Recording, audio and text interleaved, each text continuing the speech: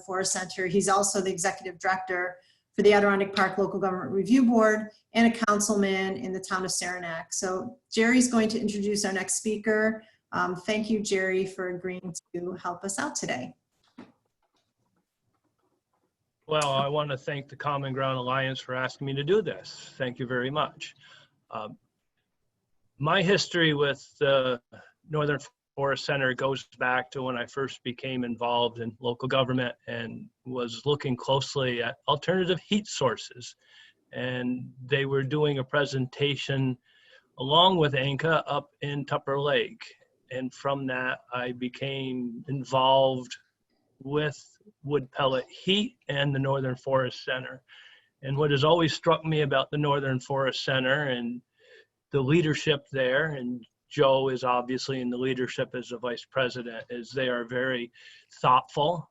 They're very policy minded, but they're still very thoughtful about the people on the ground and what people want. They do not direct people. They ask, they listen, and they draw conclusions, and they work with people. They're always welcomed wherever they go, and they're always well respected. So the fact that the Common Ground Alliance decided to work with the Northern Forest Center in such a challenging time just shows the forethought that your group has for this. So on a personal level, Joe is a smart, articulate, thoughtful man that I think we all have a lot to learn from, and I'm very happy that he is being giving an opportunity to speak here today. Thank you. Thank you, Jerry. Really appreciate that. And I will just say on behalf of all of my colleagues at the center, what an honor it is to be a part of supporting this important conversation today. I know we all wish we were gathered in a pavilion in the Adirondacks somewhere. And I will say this is an odd experience to present to what I can see based on the number on my screen is a large audience, but I can't see you. So I'm going to trust that you're there, and the polling actually was really helpful to get a sense of who's out there. So I'm going to start up a presentation here. And my job this morning is to set the table with some data for why this topic of attracting a new generation of residents to the Adirondacks is an important one. It's clear from the polling that you all already understand this. But hopefully what I have to share will put some numbers to it and maybe suggest to you some things that you didn't know, or different facets of what you already understand about the changing demographics of the Adirondacks. My basis for thinking about this is 17 years of experience working across the Northern Forest region, which encompasses the Adirondacks along with significant swaths of Vermont, New Hampshire, and and Maine. And this is a region that's connected both by a shared economy. It's had a historic emphasis on forest products and on recreation, but also through a culture based in many parts in those economic sectors, and a connection to the land. It's also a region, as we'll see, that shares a lot in common in terms of its demographics. So here are the topics that I'm going to touch on this morning as it relates to population and how it's changing. Demographics is a massive topic, so we've just selected a few here to hopefully wet your whistle on some of the information and not overwhelm you with slides and data as we get started. And for most of these topics, we're going to be looking at regional 4-state maps. The context here is again the region I work in, the Northern Forest, which will be delineated on a couple of maps coming up with a yellow line. And as I said, it's clear that you all from your poll are already very familiar with these issues. So I'll invite you maybe just to pick out your place of reference on these maps, and note how it is similar to or different from other parts of the Northern Forest. There's a lot, I think, to be gained in the compare and contrast in understanding how our places are similar from or different, similar to or different from other places. And then before I close, I'm going to move away from the data and more into kind of stories and pictures, and share a case example of a rural community in Maine that shares much in common with the Adirondacks and some quick ideas about what that community is doing to attract its next generation of residents. There has been a lot of prior work and study of demographics in the Adirondacks. The Adirondack Park Regional Assessment, first published in 2009 by AATV and updated in 2014. And then last year, the Adirondack Park and Rural America report, published by Protect the Adirondacks. And in addition to consulting those resources, I'm going to use a lot of information from a presentation we commissioned from Dr. Kenneth Johnson, who's a demographer focusing on rural America at the University of New Hampshire, and a report that we commissioned from him in 2018. All right, so let's dive in. One of the most demographic or basic demographic data points is how many people live in a given place. And this map shows population density in people per square kilometer. I know it should be square miles, but kilometers is what we've got, with dark red indicating fewer than one person per square kilometer and blue indicating over 200. What really struck me as I looked at this map is that I think the outline of the blue line is discernible on this image, even though it's not drawn on there. The Adirondacks are sparsely populated, and in the Northern Forest region, to find a comparably large region with so little population, we have to go up here to the North Woods of Maine. There's really 6 million acres of industrial and conserved forest land. So now let's look at how population has been changing over time. This map shows percent population change in the 2000s, and shades of red represent a decline in population with shades of green representing growth. Bear in mind when looking at percentages and places with small population to start with, that it doesn't take many people moving in and out to really skew a percentage. I'll point as an example to this part of Maine. There's not a lot of people here, but 2 or 3 people moving in can change their population by 10% or more. And we see here that the Adirondack region, again, try to find your places in this mosaic is a mix of population constriction and growth during this decade. But on the whole, we know from the numbers behind these shapes that the region fared worse as a whole than neighboring regions. Regionally, the Northern Forest population during this time frame grew 1% to 2%, but in this time period, Adirondack towns in total saw a 1.2% decline in population, which is equivalent to just over 1,200 people. So that was the situation in the aughts. And now let's look at 2010 to 2016. And we see in the first part of the most recent decade, this trend of population loss accelerated not only in the Adirondacks, but in large swaths of New York. Where we see population losses much more widespread. And it's also not just limited to the Northern Forest or to rural regions. There's a lot of dark red on this map, as you can see, and a lot of it corresponds to communities that were historically dependent on manufacturing, which continued to change pretty dramatically during this time period. And again, if we were looking at a national map, we would see that during this time period, the region lost out substantially to other parts of the country in terms of population gain. So by now, even though I know you already knew it, you're hopefully starting to see why the CGA team thought that attracting a new generation of residents would be an important topic of focus.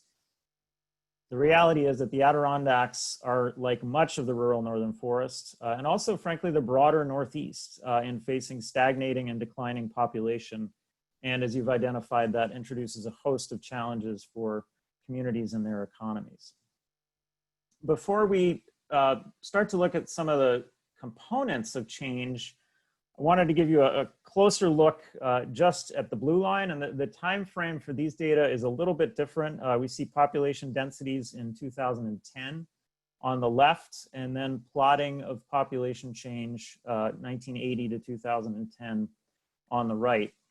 And on the right-hand map, yellow indicates an unstable population. That means that in some decades the population grew, and other populations it shrank over 30 years, and orange indicates consistent decline over 10 years for that period. And you see that much of the area of the park falls into those categories of unstable or shrinking population.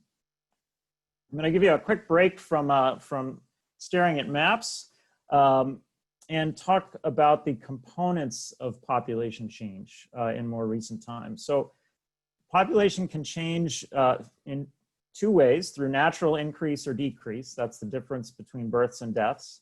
And then second, by net migration, the difference between people moving in and people moving out. And in the time period 2010 to 2016, many parts of the Adirondacks lost people on both accounts. So more deaths than birth and more out migration than in migration.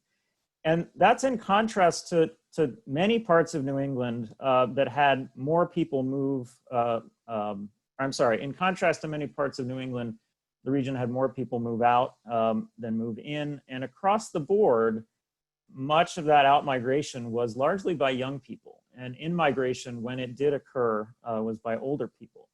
And that dynamic has ramifications for natural increase or decrease, which again is the difference between births and deaths as well. Because if younger people are leaving and being replaced by older people, the birth rate is most likely to go down as well. Callie mentioned one of the most striking and concerning impacts of this type of population shift is impact on school enrollment, which is a topic I know you all know well. On this slide, the left image shows school enrollments in the 2018 to 19 school year. And the darker the shading, the more students in the district. And on the right, you see changes in the decade 2008 to 2018. And if I counted right, just 6 districts saw percentage increases in enrollment in the decade, with the rest losing students, some by over 25%. So when talking about attracting new residents, I believe this illustrates the importance of focusing particularly on family-age adults. Relevant to that, and to really geek out on you for a few minutes, I wanted to show you another facet of migration that I think is particularly relevant in the Northern Forest, where, again, most of the historic economy has been dependent on forest products, manufacturing, and on recreation. So this graph takes a little explaining, so bear with me. On the left here, we see migration rate, and basically anything above the line is positive migration. Anything below the line is out migration. And then across the bottom here, we have different age cohorts. And this chart is for all non-metropolitan, so kind of another way of saying rural, manufacturing dependent counties in the United States. And we see there's a line for each of three decades, the 1980s, the 1990s, and the aughts. And what we see here in all 3 decades is that in the age cohorts of age 15 to 29, so basically I'm going to say high school graduates and college age, young adults, there's consistently out migration. I think we all know this is just what happened. Younger people tend to leave home at that time of life. But then there is in-migration in the age cohorts, ages 30 and up, which has the effect, if all other factors are equal, of the population essentially equalizing.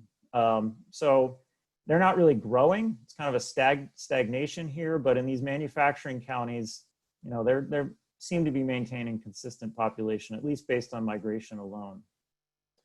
But now let's look at recreation dependent counties. The same graph. Here we go. Again, these are recreation dependent, non-metropolitan counties. And we see that same pattern, although the scale of change is a little bit greater, that out-migration of the age 15 to 29 cohorts, but then this significant in-migration of family-age adults. And then we also see this bump out here of older adults, retirees. And here, the scale of in-migration, as you can tell, is larger than the scale of out-migration. So these recreation-dependent counties often see population growth. These are the counties nationally, recreation-dependent rural places, that to the extent we can find population growth in rural places, it largely is in recreation counties. And I think given what Callie said and what you all know about the, the recreation and natural asset base of the Adirondacks, this is an important dynamic to be mindful of. One thing I also like to say when looking at this slide is that, a lot of times when people talk about attracting new people, I talk about how do we keep our kids here? But we saw this is a very real dynamic, and I think in a lot of ways unpreventable. Kids finish high school, they go away to college, they're exploring. They may not be the same people that come back here, but really focusing on this demographic, those family age adults, is borne out by these data as a strategy that may pay dividends. So given the discussion that's going to follow my presentation, the last set of data slides I want to show you have to do with racial diversity. And on this map of the US as a whole, and on the maps that follow, the darker colors here indicate less diverse areas, as indicated by the probability that that any two random people you choose in these places will be non-Hispanic Caucasians. And as we can see, and as I think we all know in our lived experience, we live in a predominantly white portion of the country and are different in that regard from significant swaths of the United States. Here are those same data, just zoomed in a little bit closer to home. And again, I think we see that similar pattern, relatively low levels of racial diversity in the Northern Forest and the Adirondack region. These data are in 2015. But now let's look at this for just people ages 20 and younger, and note how it changes. So what is the case is that the younger generation, child diversity is already much higher than adult diversity in the region. And I suggest several conclusions from this. First, on the national map, the most diverse parts of the country also have tended to be the ones that are growing the fastest, that are attracting the most migration. And second, given the slide we're looking at here, with the next generation in this region that is already more diverse, ensuring that the region is welcoming of that diversity is important. So we've made it through the data. Congratulations if you are not a data person. And to pivot this a little bit as kind of a setup and hopefully support for your breakout groups later today and tomorrow, I want to talk about an example of a community that, informed by demographic changes, much like the ones we've been talking about, is working in new ways towards the goal of attracting new residents. And I noted earlier that on many macro demographic trends, the Adirondacks resemble the Northwoods of Maine. So we're going to travel virtually over to the Northwoods of Maine, to the town of Millinocket, which is a former paper mill town deep in the Maine woods and situated at the base of Katahdin, which is the northern end of the Appalachian Trail. If we were in a room together, I'd be asking for a show of hands about how many folks have been to Millinocket or been on the top of Katahdin. Millinocket has a population nowadays of about half of what it was at its economic heyday, and it's experienced many of the trends we've been talking about. Yet, I always like to say that data really can only tell you where you've been. They cannot be looked at necessarily as a predictor of where you're going. And data, when it comes to community economic development and revitalization, also don't pick up many intangibles like leadership that can be key to community success. So the Northern Forest Center has been working with community partners in Millinocket over the past few years as they seek to attract a new generation of residents to their community. And I want to share just some of the strategies that they're using as potential fodder for you all to talk about in the course of the CGA. So first is getting on the map. A huge advantage, as has already been said, that the Adirondacks have is that you've got 10 million visitors a year. 10 million people a year do not historically go to Millinocket, Maine, so they had to find new ways to bring people into their community. And I think one of the coolest things they did, among others, was create the Millinocket Marathon, which is a 26-mile race run on logging roads in December with a finish and start line, as you can tell, between two log trucks, that this past year attracted over 2,300 runners. And in lieu of a registration fee, runners are asked to stay in and spend money in local businesses. They're building their recreation economy. We saw through data that recreation, places high in recreation amenities have a better chance of attracting new residents. And that's an important factor for recreation-dependent places to recognize and capitalize on. So in Millinocket, they are building out both their motorized and non-motorized recreation infrastructure. Community amenities. Several years ago, the Millinocket Library was an older facility. It was on the verge of closing. A new librarian came to town, actually from New York. This is him, Matt Delaney, with a vision for turning it into a more modern community hub. And I believe the facility just reopened this year, which is providing a new community gathering space, co-working space, internet, and others as a community gathering space. Third places, the places in between where you live and where you work, are also important. Lots of conversation about brew pubs and coffee houses as amenities that new residents are often looking for, as is quality housing.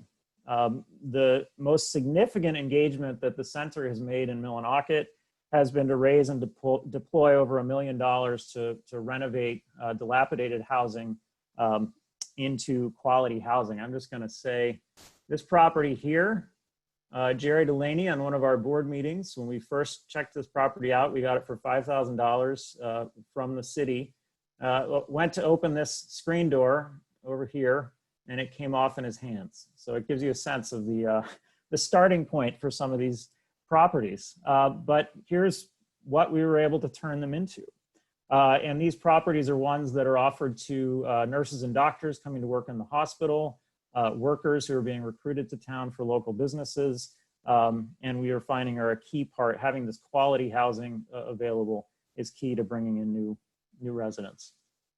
And altogether, the idea here is a deliberate, integrated strategy for revitalizing a rural place.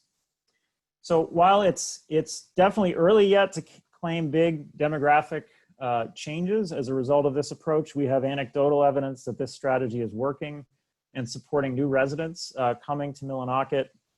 And we see that this integrated approach, which is built with local leadership and vision and combined with different types of investment, can be powerful in tackling some of the trends that we've discussed. So soon it will be your turn in your breakout groups to talk about strategies for growing community appeal, engagement, and infrastructure to attract new residents. And as I wrap up, I want to put in a little plug to participate in the 2020 census. If you have not done so already, you can do it online. The census is how we get the data that I used earlier, and they are how those data are how we understand what is happening in our communities as a basis for shaping these strategies, in addition to all the other things that we know the census is used for in terms of our leadership. So I wish you productive conversations throughout the CGA, and Callie, I think we have time for a few questions if there are any. And again, you folks can use the Q&A function to send those in. Thank you so much, Joe. That was really terrific data, interesting. I'm going to start with the first question, and we already have one coming in from one of our participants. For those who are listening, if you have a question for Joe, please put it into the Q&A, either at the bottom of your screen or at the top, and we'll get to it. So first question, Joe. Just given your really extensive experience throughout the Northern Forest and your knowledge of other rural areas in the United States, what are our comparative advantages in the Adirondacks for attracting a new generation of residents? And what are maybe some of our disadvantages? Great question. I think certainly the advantages are that, that $10 million person audience that you alluded to earlier, Callie, and geographic proximity to those people. in comparison to, very rural communities, for example, on the Great Plains, which have small population, also may not have these spectacular natural resources that the Adirondacks do, and may be 10 hours, from a large metropolitan area. You all have certainly some comparative advantages there, in that you have proximity and familiarity from a pretty significant swath of population. I think some of the challenges are, and these are again shared by many places. It's creating that mix of economic opportunity. There have to be jobs and ways for folks to earn a living, with the types of infrastructure and amenities that we see people desiring. So, broadband, absolutely. Education, access to healthcare, and then some of these maybe softer elements of community amenities, gathering places, and access to recreation.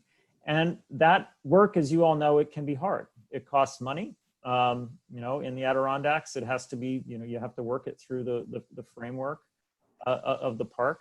So it's challenging work, but I think what we see and are saying is that with concerted effort and leadership, it can be done. That's great. Thanks, Joe. Okay, we have a question from Benny Zlotnick.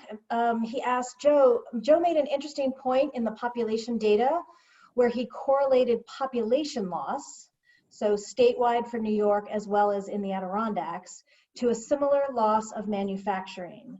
Can you delve further into that correlation, Joe? Sure, and this is one that, again, is pretty common nationally, and we certainly see it in the Northern Forest. Manufacturing writ large in the United States has undergone massive shifts over the last couple of decades due to globalization and also automation, particularly in this region, and where I'm most familiar with it is in the forest products and pulp and paper sector. Reality is we have, and oftentimes we have less manufacturing in places that were once dependent on it. And where manufacturing remains, it requires far fewer people. You think about a paper mill that once upon a time may have needed 4,000 people to run, that can now run with 400 people. And with the loss of those jobs comes out-migration, because in many communities those were the big meal tickets for a lot of people. And when those anchor manufacturing entities downsized or closed, eventually people left behind them in search of jobs elsewhere. Great. So we have a similar question around manufacturing from Victoria Dudley. What defines the manufacturing dependent and recreation dependent counties? She's suggesting that it would be great to see a list of each of these categories by county for New York State, if that's available. It is available, and I can share it, Callie, with you and your team afterwards, so we can get it to participants. I believe it is calculated or understood, I think, based on the economic dependence, I believe is how it's done, of most of the jobs, most of the income, for example, in a given place depend on manufacturing or recreation. There's also a classification that you can be both. Another important classification that I know shows up on the maps for your region is government dependent, public sector jobs. And I know that there are a number of counties in the Adirondacks where that is the leading employment sector. And so they show up neither as recreation nor manufacturing, but as kind of a government employment dependent county. Obviously, those are huge generalizations, but it's a classification that gets used just to identify some of the predominant economic sectors. Great. So I want to let participants know that we will be posting this presentation on the CGA website this afternoon. So everybody who wants it can have access to it and study it deeply. And I'm sure Joe would be available to respond to any questions. Next question from Margot Ernst. What sort of leaders in local and state government synergy do you need to affect these changes in Adirondack towns and counties? That's a great question. I think this can be so intangible. I think what we have found in our experience has been just being honest. Often the energy begins outside of local government. A group of local citizens who have identified a change that they'd like to see in their communities, and they're really willing to put their shoulders to it and get to work. And that oftentimes, their elected leaders will see that and begin to participate. That's not always the case, but I think that in the communities where we're working, that has been the pattern. And these can be leaders of all stripes. I mean, oftentimes they're committed local business owners who are both committed to their communities, but also have some very, they've got some stake in the game. They need workers for their business. So they need to be able to attract people in. They need to sell products and experiences. So they need to be able to attract people in. They may own property in the downtown, and they need renters for that. So often that mix of commitment, but also some vested interest, and then, ability to kind of persevere and stick to it. And the last thing I would say again is to think holistically. As I tried to illustrate in Millinocket, there are lots of ingredients that go into revitalizing a place. It is not a set formula, and it's important to think about how projects and priorities that a community is pursuing nest together with each other and are pursued strategically and together, and not, as we kind of often see, sort of one-off, and which does not result in kind of the overall impact that it might otherwise. So I hope, Margot, that answered the question. Yeah, I think that was great. So I think just two last questions, because I see Ross is up, so we're in the transition mode. Just two questions about Millinocket. How are the schools doing there? What's happening to population and diversity? And is it working in Millinocket? Are you seeing new residents? Are there retention numbers, or is it too soon to tell? It is too soon to say anything definitive, certainly. I mean, the schools there are the starting point there was rough. I mean, again, half the high school, I think, was once built for a capacity of upwards of 300, and they're at maybe a third of that in terms of their graduating class. I mean, they'd have graduating classes of those larger numbers. And we've not yet seen, I would say, any significant change there, but we're really just 2.5 years into this work. We are seeing anecdotally, just from the folks who are living in the properties that we have rehabilitated, new residents. So folks who came to Millinocket either to start a business or to take a job in an existing business. And we are certainly, what we have absolutely observed is kind of just this is intangible, but kind of a change in the vibe. That, Millinocket for a long time was really struggling, had a kind of a woe is us story.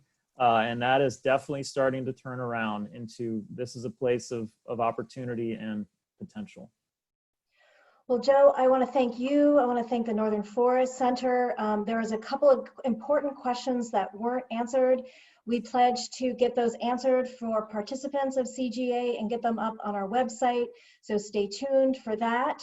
I'm going to do a very quick transition to our next group of presenters. I'd like to introduce Core Team member Ross Whaley. Many people on this call are familiar with Ross. He was the chancellor of SUNY ESF. He was the chairman of the Park Agency. He was the advisor to the Adirondack Landowners Association, and he is a wonderful friend to this place and to many of us. So I turn it over to Ross. Thank you so much.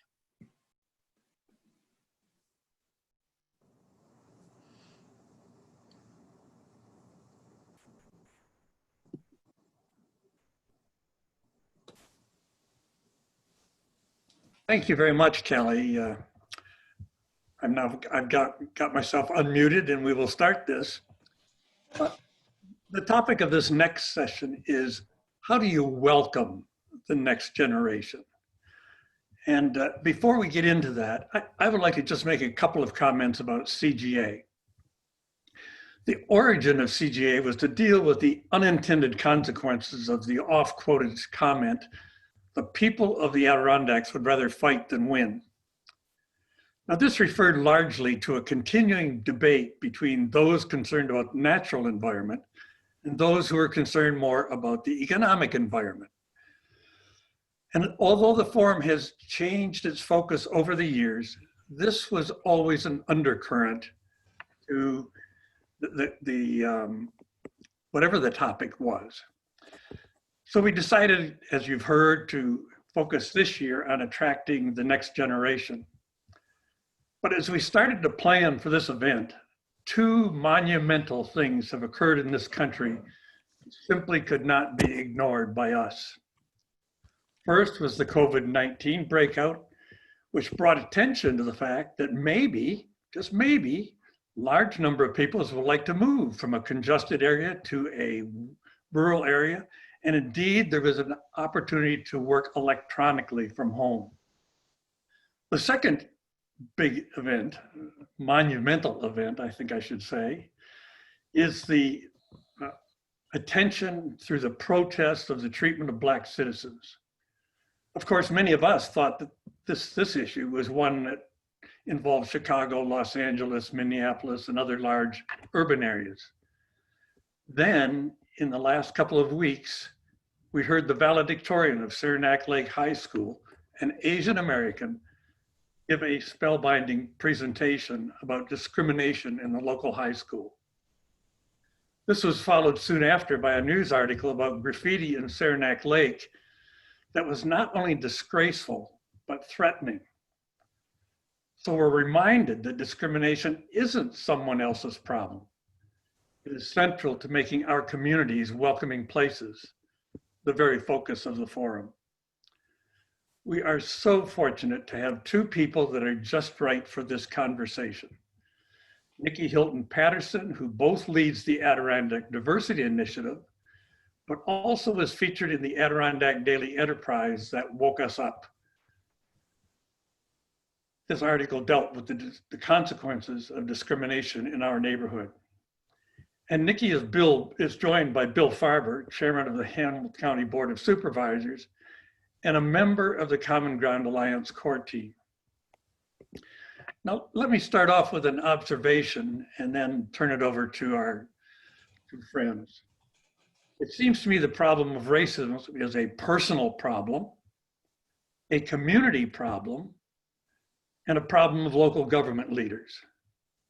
And Bill, let me turn it to you. As a government leader, how would you describe the problem as it impacts you as a government leader?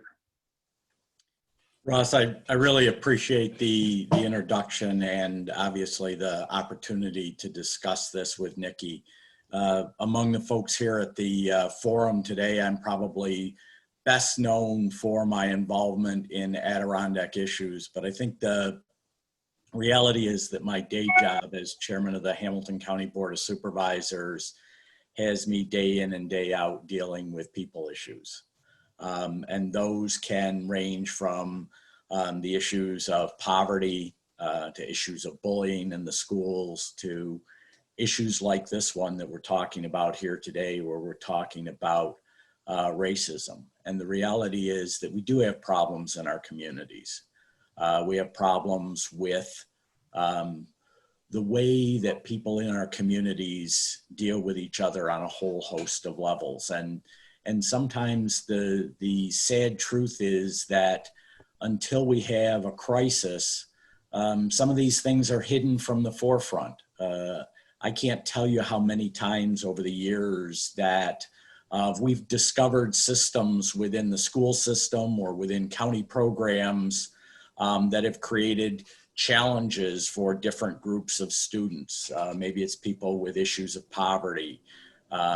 In this case today, we're talking about the kinds of challenges that occur around race. And I think anybody that read the article about the valedictorian speech and wasn't moved by that, simply there's no explanation for that. And I think, you know, I found it as a conversation that immediately started to occur between the county agencies and the schools in Hamilton County. Obviously, we're at a heightened level of communication right now around COVID, around the reopening of schools, but this is a profound issue around people. And I'm so fortunate to be able to have this conversation today with Nikki.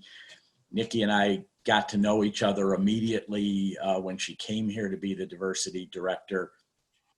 And I was struck by the way she moved immediately to engage me and engage the Adirondack communities, because I thought that her approach was just right for this conversation. Because I really do think that, as we saw with the Saranac High School, as I see with my county agencies and departments, quite often it's a lack of understanding, it's a lack of ignorance, it's a lack of people in total not understanding how they intersect with these issues, how they promote these issues, how our systems inherently are constructed in a way that allow things to go on that are frankly just wrong, or go unnoticed in ways that are wrong. And I think we all tend to be so focused on watching for that big event, that graffiti, that we miss the little things. We miss the things that go on day to day within county agencies, within the schools, within our communities that just contribute to this. So there is, this has been profoundly helpful over the past months for me to have the opportunity to talk to Nikki about some of her life experiences, what she's doing here. And certainly I know our county is gravely upset at the racism that we saw of late. But frankly, we want to move beyond sort of the firestorm kind of activity and move back to a more common ground kind of setting to figure out what we can do going forward. I think this is just, it's sad, Nikki. You and I have talked. I've apologized to you personally for this situation. And you know, I've been struck by some of what you've related to me. I think it was particularly helpful for me to first understand how you planned on approaching the Adirondacks and communities to understand us. But I've been struck by some of the understanding that I've gained from you just in your own personal evolution around this subject, and the way you came from Jamaica and Norway to the United States, and some of your perceptions when you got here. So thank you for joining me in this discussion today. Thank you for helping CGA change the tenor and tone of this discussion. Thank you for helping CGA do what, in my opinion, we do best, which is really diffuse issues, get people talking about issues in substantive ways, and move forward. So how can you help us to implement the strategy that you came here to implement in terms of creating this better understanding between our communities and people of color? Okay, so I just unmuted myself, I think. You Thank did. you for having me, CGA. Thank you, Ross and Bill. So how can the ADI, and it's not about me, right? So the ADI, Adirondack Diversity Initiative, is a group. So I work with a group of currently 12 volunteers who are core team members and leaders in the community. Several of them are on the CGA core team. And I work with them to really identify a ground up approach, right? So you talked about my approach to community change and community actions starts with empowering the community members to feel like actors as opposed to being acted upon, right? So any approach that comes from the community first, you must have liaisons in the community. So the initial plan, and I started work on December 3rd and actually got running on December 4th, was literally to go to almost every area of the park and meet the people. And yes, I started with the gatekeepers and people in charge, but I wanted to meet everyone. I wanted to meet the farmers. I wanted to meet the 1 or 2 Uber drivers in the community who also had 2 or 3 other jobs. I wanted to meet the homemakers whose primary role was rearing and taking care of those children, almost in a celebration of women's reproductive labor, right? And so I wanted to meet the everyday people. And what I asked of every single agency I went to, APA, is introduce me to your employees. Introduce me to the people you work in the rural areas. I want to get invited to dinner tables. I want to have conversation. What does diversity mean to you? Do you understand inclusion? Do you understand equity? What would it look like in your community? And so there has to be a balance. We can come with a million equity tools or inclusion tools, but if it's not right and doesn't meet the community where they are, it will fail. It will not be sustainable. And so for me, what we can do at ADI is we can empower you as community leaders, right? And then we are creating multiple committees. I'm going to be recruiting and training 100 dialogue facilitators from across the region. And when I say dialogue facilitators, I'm not talking about people with advanced degrees or even a first degree. You don't even have to finish high school to be a dialogue facilitator. But what that is you are a part of your community. And if I empower you, you can empower others. I want to empower you with the language, the tools, the energy, and the resources you need to have those difficult conversations so that there is a change. There's a change. But other than that, there needs to be attention to the system. So what we understand about systemic racism is that we must attend to the systems and structures. What are those? Education, recreation, economic, and public policy, public interest, right? In the education sector, we are hoping to, and we will, have a ADI liaison on every single school board. What does that mean? An ADI liaison will be able to help them identify areas where they can start developing their own cultural consciousness. Once they've developed those lenses and they're empowered with the tools and strategies that are relevant to their community, then they will be empowered to make different decisions that will impact their entire school district. Okay? So working on multiple levels is how ADI approaches community work, but starting with the community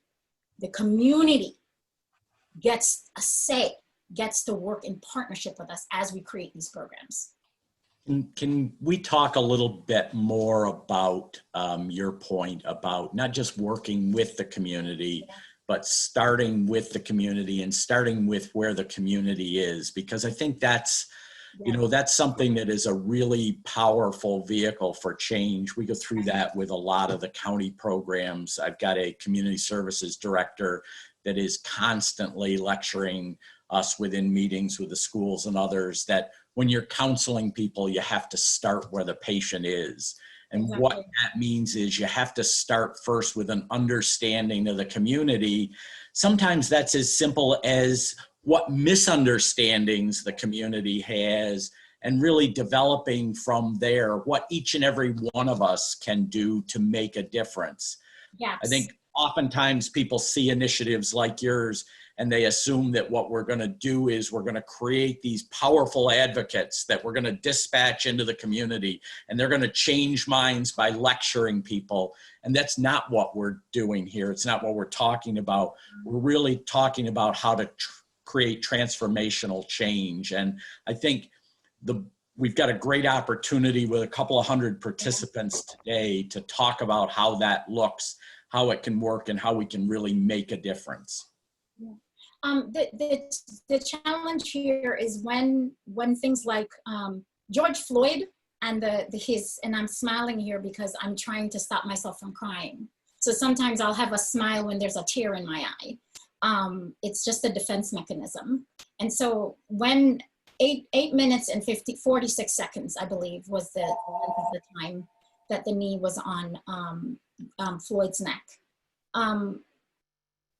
When things like this happen and become part of public consciousness, there is always a heightened frustration, a heightened sense, a wave of activism, okay?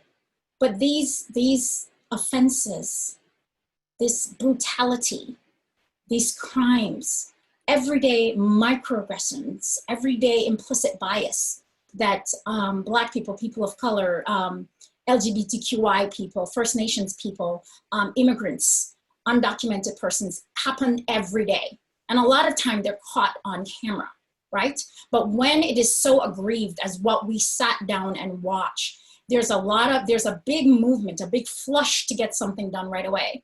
But you have to understand that this kind of work, transformational change, is multi-generational. It is slow. I am sitting here benefiting from what Martin Luther King, Malcolm X, Strom Thurmond, all of those people, Ella Baker, all of those people did. I am benefiting from that.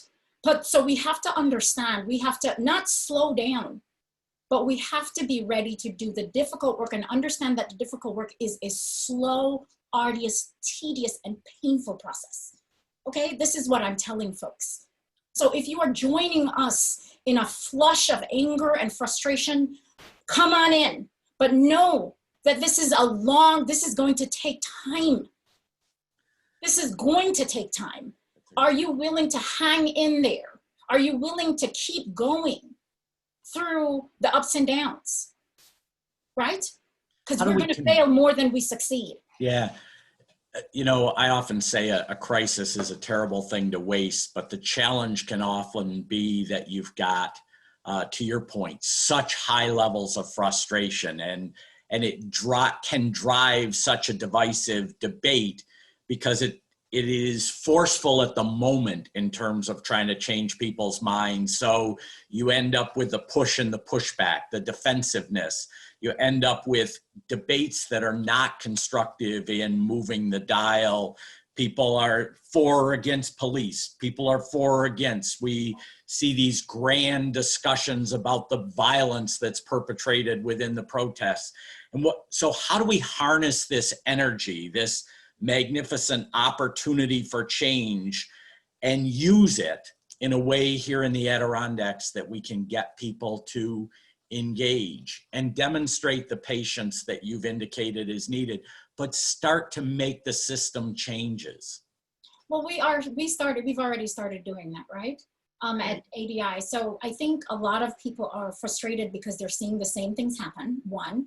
And two, because a lot of them, there are more, and I mentioned in the first, either the first or the second, that was the second Anti-Racism 101 series, that those who wrote the graffiti, those who are with us as allies and activists and accomplices are greater than those who are with them, right?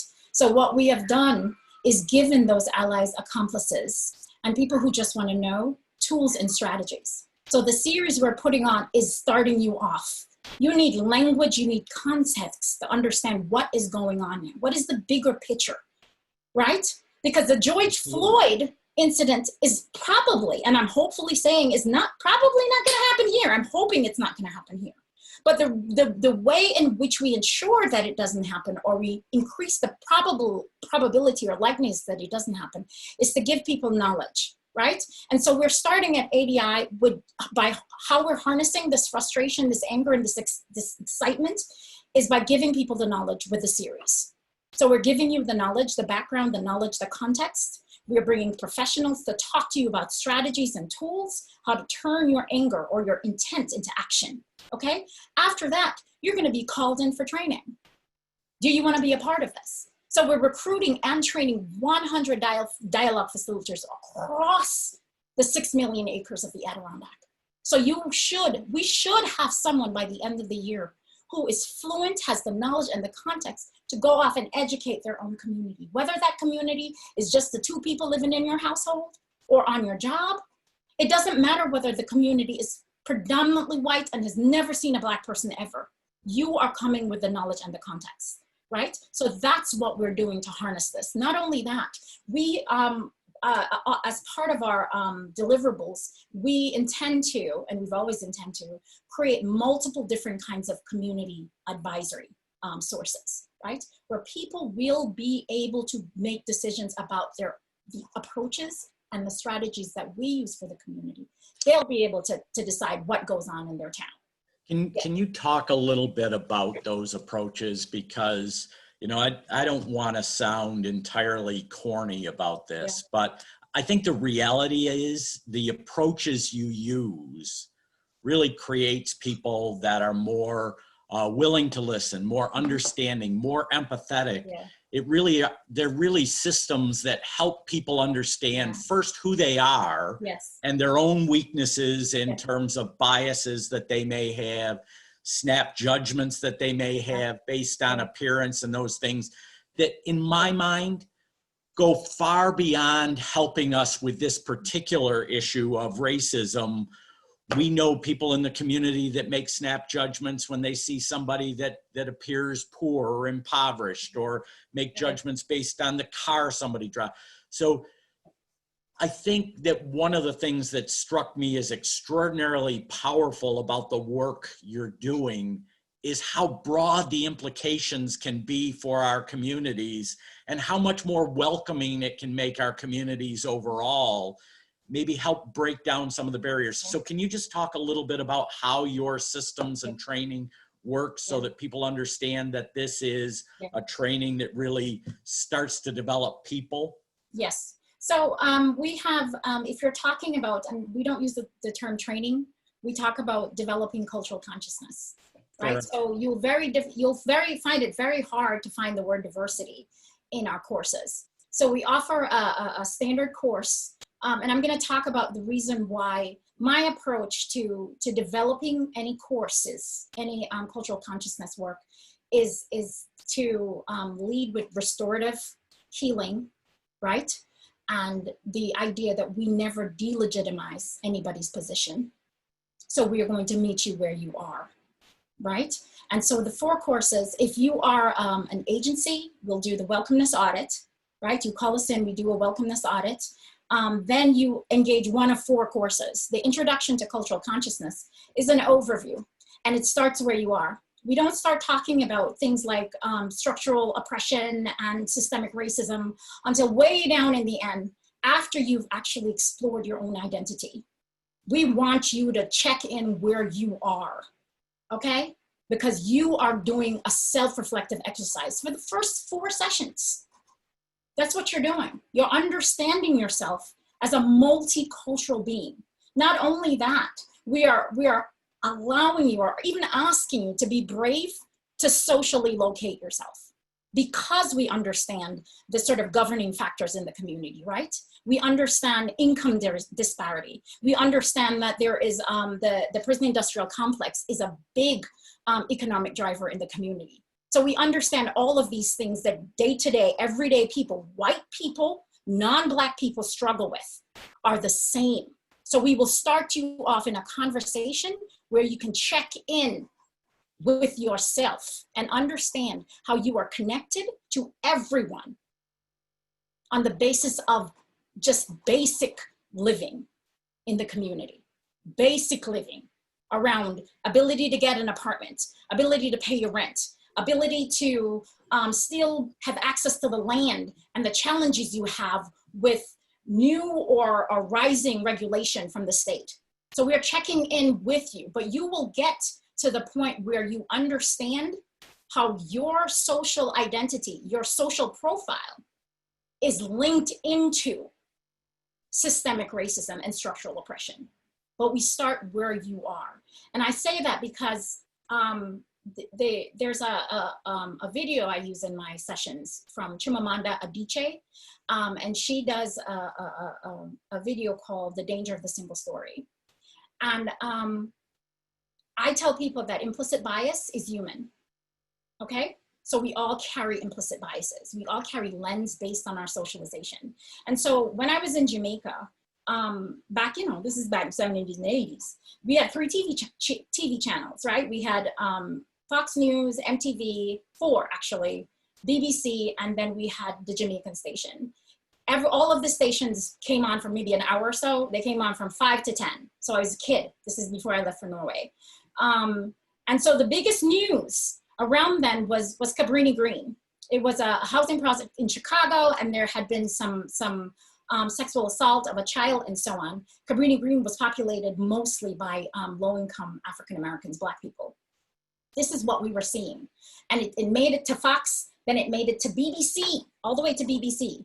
And then, so this is all we were knowing at the time about the African-American experience or the Black experience in the US. Then when I left and went to Norway, The same derogatory ideas about Blackness in the US were being filtered on the 4 channels there.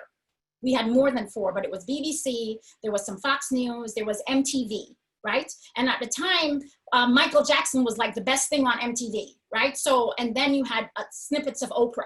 So it was either the criminalization or pathologization of Blackness, or the exceptional dancing happy-go-lucky entertainer who was gifted as an entertainer, and also the exceptional Oprah, right? And so these were the only, for myself and many others in the Caribbean, Afro-Caribbean, only representations of Blackness we knew about America. So when I came here, I came with that implicit bias, right? And the first person that checked me on that was an African-American female at Mount Holyoke College, right? Who checked me, and not in so much her language, but in the way she performed her identity, which didn't fit into these little boxes. And so I decided to take an African-American studies class, and from one to the next, right? And so this is how I was able to attend to or disrupt my own implicit bias around the Black experience in the US, okay? And what that has done for me is I'm able to take that knowledge back and educate Afro-Caribbean people about the Black experience in America, okay? This is what we're saying. We're saying that if you take our courses and you come as you are, we'll meet you where you are and get you to work through those single stories that you have about the other. Even the single stories that you have about yourself that are preventing you from engaging further.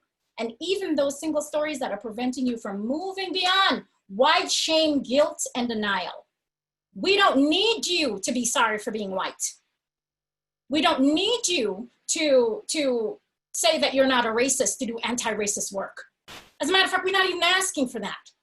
Because if you are constantly apologetic for being white, you can't do the work needed. Let go of that. We need you to come in. We need you to move from intent to action, from actor to ally to accomplice. And if you're constantly feeling sorry for being white, then you're not gonna make it because you're gonna get stuck. Okay, so we are empowering you. That's my preach. No, that's, that I think is such a powerful story, because I think it tends to break down some of the defensiveness that people do inherently feel about this type of issue. I think people's sense is that, oh my gosh, I have a characteristic, I have a bias, I have about poor people, about African Americans, and so that guilt or that sense that they shouldn't immediately puts people on a high level of defensiveness.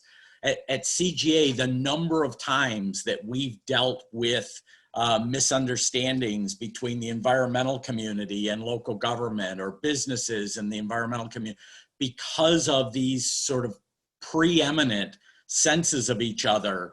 That's what we've done for over a decade, is try to get people to have the conversation, reach that deeper understanding about, where are we really coming from? What are the issues we're trying to deal with? And so that's why I made sort of the corny statement that whether it's fitting into CGA or whether it's fitting into other serious community problems that some of us in local government are dealing with, this approach that you're helping to train people around or helping to work with people to develop can be such a godsend for the Adirondacks, for the communities that we're trying to build. And I think it fits perfectly into the conversation that CGA has developed for this forum. So thank you for that, and thank you for going into the greater detail. I know that if you simply were to read the press about what's happening nationally, or even now to a great degree in the communities, you lose sense of the depth and magnitude of what's going on. Yeah. You find yourself distracted, if you will, from the real work that has to happen between yourself and the communities, the important conversations that we have to make a difference. And it seems like it's incumbent upon all of us to reject that horrible racist behavior, but then to figure out from there how to partner together and change the circumstance for the next generation and the next generation. And to your point, I can tell you patience isn't always one of my strong suits. So that's an area that you have to constantly remind me that some change takes longer than others. It does. And what I do appreciate is the wave of institutional and structural change that's going on across the country. That's wonderful. But then we have to, I tell people that the hardest thing is to unmoor somebody's ideological understanding of themselves, right? So if ever we are having a conversation and you feel like I'm impugning your character and your values, that's where I'm going to lose you. I lose you. So the challenge is, how do I get you to understand that the momentary discomfort you're having from me saying something that has implicated your moral center, what you believe about yourself, how do I get you to understand that this is just that, it's momentary. If you stay with me and if you're patient, you're going to get to another side where your ideas about yourself are not so much unmoored, but they are celebrated, refined, and open enough so that you can see another as you see yourself. So, we've got a couple of hundred people here that are all going to want to go out and they're going to want to advocate. But one of the things that you and I have talked about is how powerful it could be if we sent 200 people away from today, thinking about first within themselves, how can I change? What do I do? How well do I really know myself? And where do we go from here? Is there anything that you would want to say to the group in wrapping up at this point, just to remind them of what they need to do around this issue? And then I'll quickly wrap up in terms of how this fits back into the CGA forum of the day. Well, the CGA groups need to log on.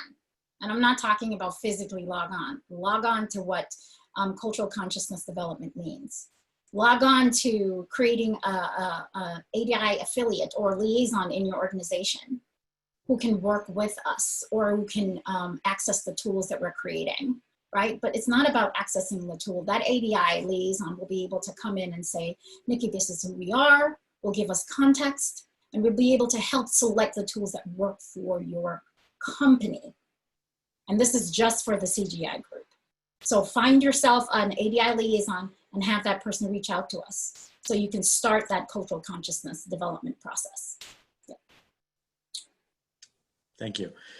We're going to meet in breakout groups later today, and those groups are really going to think about how welcoming the communities are. And my hope is that we not get so caught up in the veracity of the moment that we lose sight of thinking about really how we make our communities more welcoming.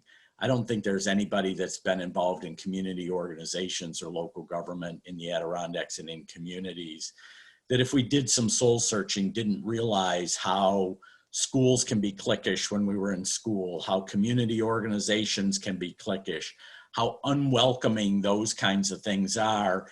And those types of things have overtures towards the impoverished, towards race, towards a whole variety of things. And so there's so much that we can do from the standpoint of leadership, whether it's local government leadership, whether it's organizational leadership, whether it's community leadership, or whether it's somebody within one of our communities that's just heavily involved in organization. I mean, we've brought people together today around CGA because they're people that care. They're the people that are passionate. They're the people that want to make a difference.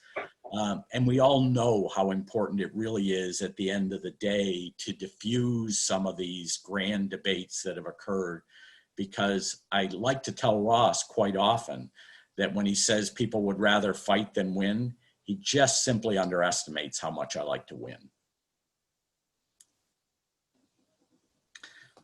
Ross, did we meet your expectations? Is there anything you want to ask us before we wrap up? Well, absolutely met my expectations. I had a long list of questions to ask, which I never got in because I was frankly spellbound by the comments from both of you. So I want to thank you very, very much. I just could not resist making some notes to myself. Be actors, not observers.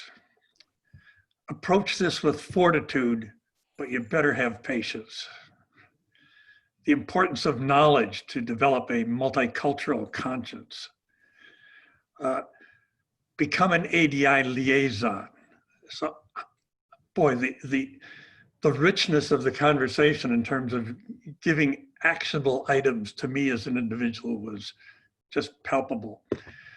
Let's end with giving one or two sentences in terms of, on these breakout sessions that are coming, 2 sentences, how do we carry this message we've heard in the last 30 minutes forward?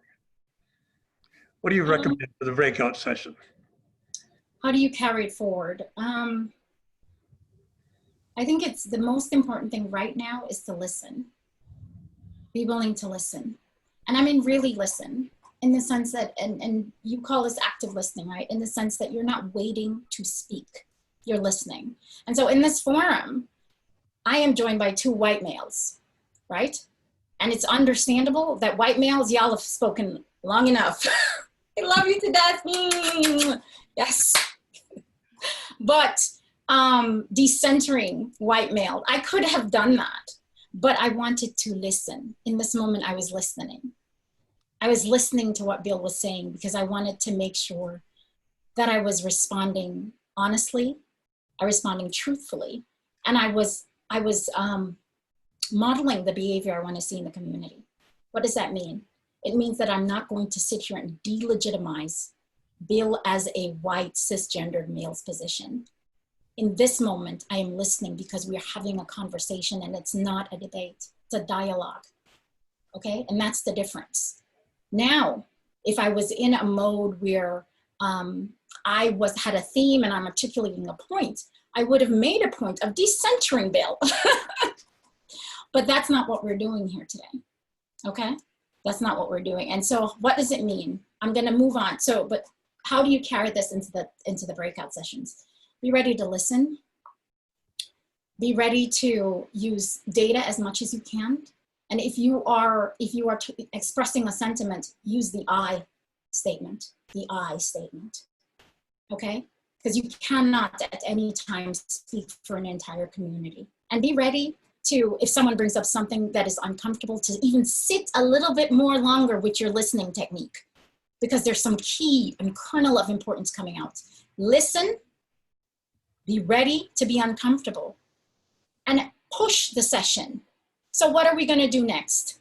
We don't wanna be here to talk again because you've been doing it for years, right? That's CGA, so you have this every year. What is the next step?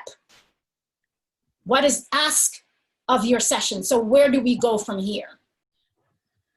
And if you're not pleased with that, email them again and keep asking. That's what it means to be an activist, not letting up.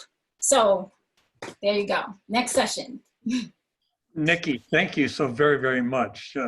That is both a problem and a positive thing of Common Ground Alliance. As we look back at a dozen years, marvelous conversations, but that they end with action items. What do we do next?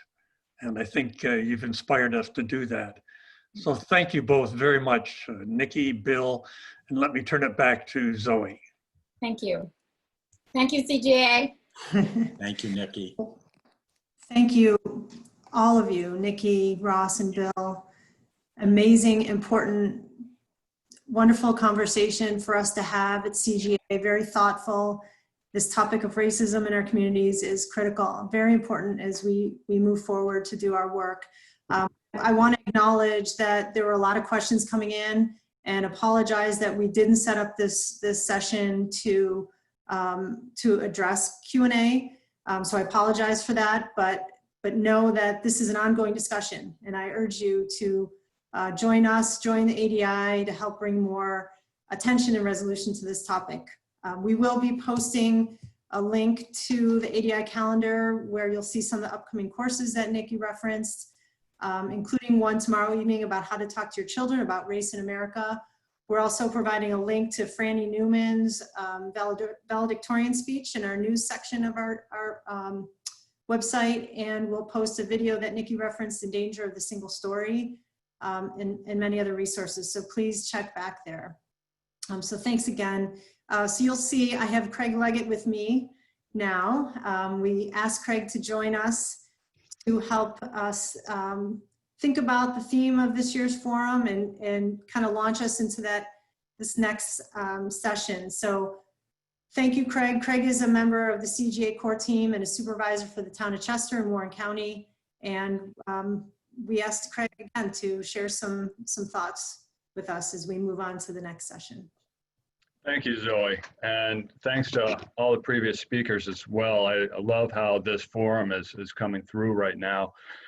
And Ross summed things up very well from Nikki and Bill talking there. And I'll include some of that in what we have to say of why attracting a new generation of residents to the Adirondacks is so important to us here. Because at the heart of this forum is the desire and the need to build livable communities. And what do those look like? We don't survive, nor do we thrive by ourselves. As humans, we're always yearning for connections, and we depend on networks in order to survive. So where we live is influenced by what we value. And we choose to live in a place that has the things we want. If I value beauty, I choose to live in a beautiful place. Our experience of living in a place is influenced by how well our values show up in daily life. If I value safety and security, but I feel threatened in my community, my experience is not a good one. I do not want to be there. So this forum is important because we're defining what makes a livable community for each of us and all of us together. And it's a community that reflects what we value. Natural science shows us two things that can be applied to building a good place to live. And I always go back onto natural science because there's a truth to these natural laws and such. And one is that there's strength and resilience in diversity.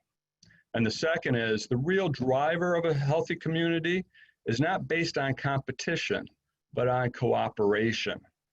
The ability to thrive is not based on the survival of the fittest, but on the ability to create sustaining communities. And we see that all around us, and this is what we engage in.